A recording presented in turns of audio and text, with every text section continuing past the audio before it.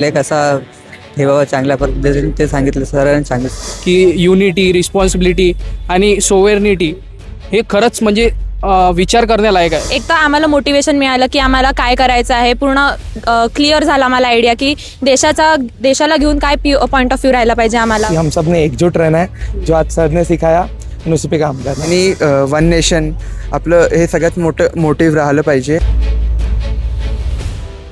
आता तुम्ही जेनझेनसाठी खास करून हे मार्गदर्शन होतं, काय सांगशील त्याबद्दल? हो त्यांच्या मतेने आम्ही देशासाठी खूप काही केले पाहिजे आणि त्यांच्या मतेने वन नेशन आपलं हे सगळ्यात मोठं मोटिव्ह राहिलं पाहिजे आणि आपल्याला देशाप्रती खूप काही केलं पाहिजे. बस एवढंच.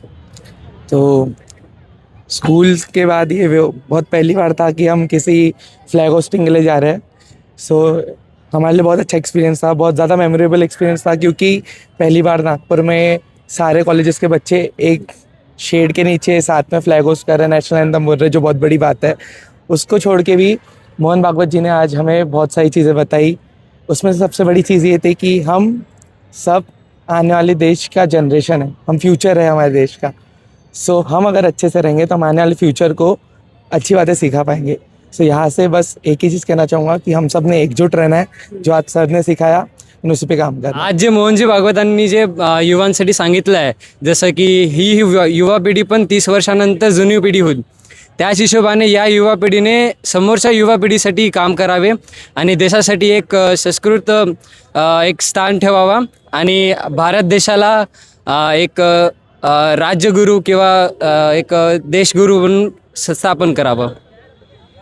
तो आज जो मोहन भागवत जी ने भाषण दिया है उससे हमें काफ़ी प्रेरणा मिली है. उन्होंने यही बताया कि कैसे हमें अपने देश को आगे बढ़ाना है और कैसे हमें दूसरे देशों से कंपेयर नहीं करना है, हमें एक अपनी खुद की एक नई पहचान बनानी है और हमें धर्म से परे हट के अपने देश के लिए विकसित भारत की तरफ कदम बढ़ाना है. यही उन्होंने मतलब आज के भाषण से हमें समझ में आया. और यही तुला काय वाटलं, मोहन भागवतांचं मार्गदर्शन आज तू ऐकलेलं आहे, म्हणजे त्यांनी जे मार्गदर्शन केलेलं आहे त्याला घेऊन काय वाटतं तुला? मैम, जो आज का कार्यक्रम था वो बहुत ही अच्छा था.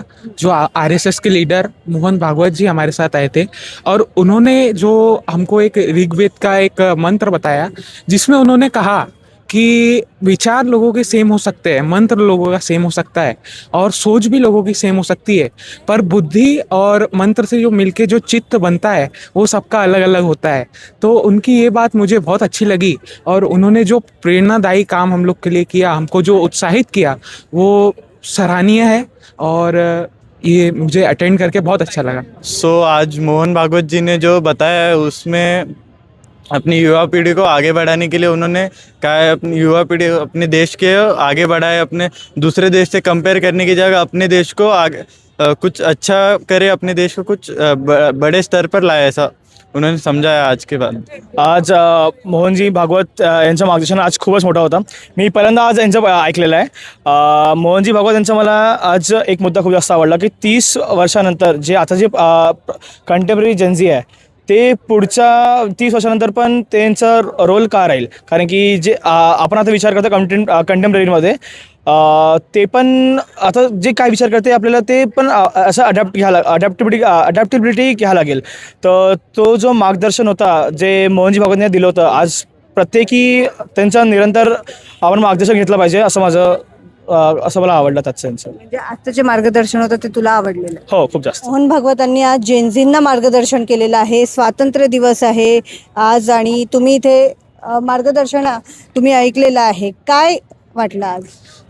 पहिली गोष्ट तर जेनझी आहे म्हणून आम्हाला प्रायोरिटी दिली त्यांनी, हे खूप मोठी गोष्ट झाली आणि आमच्यासाठी खूप छान एक्सपिरियन्स होता. आम्ही इथे आलो, आम्ही त्यांचं मार्गदर्शन ऐकलं आणि खूप छान आमच्यात एक ऊर्जा आली स्वातंत्र्याची आणि आम्हाला पण असं वाटलं की आम्ही पण देशासाठी काही केले पाहिजे. आलं तर आम्ही चांगल्या वाटेला पण जाऊ शकतो, पण असे काही काही मुद्दे उचललेले आहेत की जे गरजेचे नाही आहेत. Like NEET protest is okay, but बाकीचे जे आहे रिझर्वेशन या बाकीचे जेवढे पण आहेत टॉपिक्स, तर ते आपण घाईघाईत डिसिजन्स न घेता चांगल्या मार्गदर्शननी गायडन्सनी केले तर अजून बेटर होईल. हा माझा POV आहे. आजचं जो मार्गदर्शन जे तुम्हाला झालेलं आहे त्याबद्दल काय वाटतं? खूप चांगला एक तर आम्हाला मोटिवेशन मिळालं की आम्हाला काय करायचं आहे, पूर्ण क्लिअर झाला आम्हाला आयडिया की देशाला घेऊन काय पॉईंट ऑफ व्ह्यू राहायला पाहिजे आम्हाला वगैरे, हे पूर्ण क्लिअर झालं. तर आम्हाला खूप बरं वाटलं हे ऐकून यांचा गायडन्सवाला सेशन करून.